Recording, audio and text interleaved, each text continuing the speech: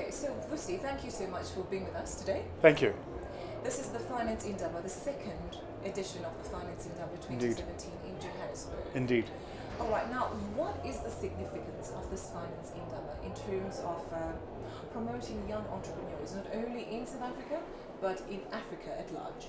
So one of the challenges we face as entrepreneurs, those of us who work with entrepreneurs as investors and entrepreneurs in whom we invest, is that there is a disconnect in the language finance professionals speak and what entrepreneurs are telling them.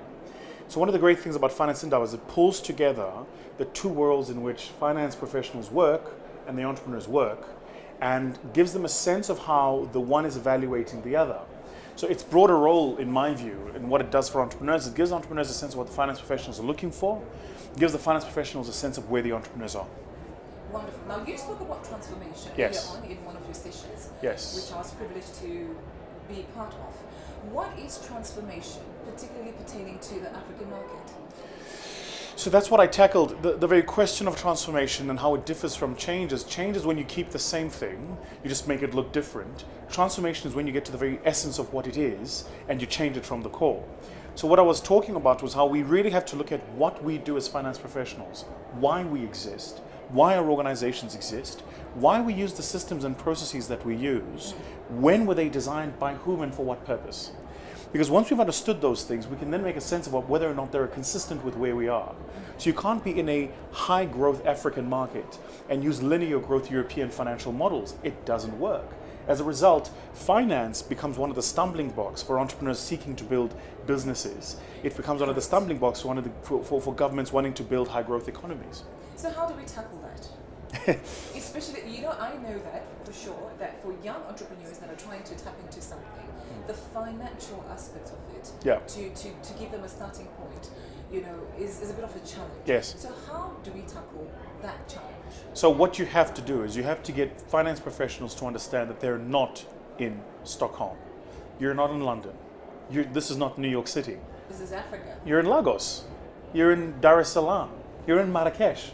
You're in Joburg, right? Harare. So you're in Harare. So use the models you've learned, use the discipline you've learned, but adjust it to the local texture and tone of where you are. This is what's important. My whole thing was about take ownership. Finance professionals can't say, well, I just work here. No, you don't just work here. You're in finance here. You're in receiving, or you're a debtors receiving clerk or creditors clerk. You're in finance. You're in risk. You're in critical functions of the organization around how it makes decisions on allocating capital. And if this is true, and it is, you have a responsibility to play around giving the organization a greater sense of consciousness about how it allocates capital. Wonderful. Now, just in closing, where does Africa stand in terms of innovation, technology, moving young entrepreneurs forward? Where are we now? Is there anything that can be done? Is there more that can be done to actually push this vision forward? There certainly are green shoots, but we're nowhere near our capacity. We're just nowhere near it. And the reason that is because first, Africa broadly has almost no protection from a social perspective. So in many European countries, you get free access to education, free health, free housing. You don't here. Here, if you don't work, you can't afford a house, you can't get access to health, you can't get education. So people who could be entrepreneurs tend to get jobs and work, right? Would-be innovators tend to get employment. They don't go into innovative spaces. I mean, I don't imagine, a 20-something-year-old Steve Jobs would have created an Apple if he knew that he wasn't living in an environment where if Apple failed, there was a safety net to catch him. Absolutely. And the truth is here, there's just no safety net. I meet with entrepreneurs from all over the place, from Burundi, from Rwanda, from Dar es Salaam, from all over the continent. And the truth is, they'll tell you, I'm on my own. If I don't make food at the end of the month, I'm not going to make it. And that's a huge part of how we're impeding innovation. Because innovation, just as a final note, is a long-term play. It takes long-term capital and long-distance planning for innovations to take root. The Wright brothers didn't build the principles of flight in a day. They didn't build it in a year, right? Rolls-Royce didn't start making engines, but until for the first. It takes time. And Africans and African capital need to learn that these things take time.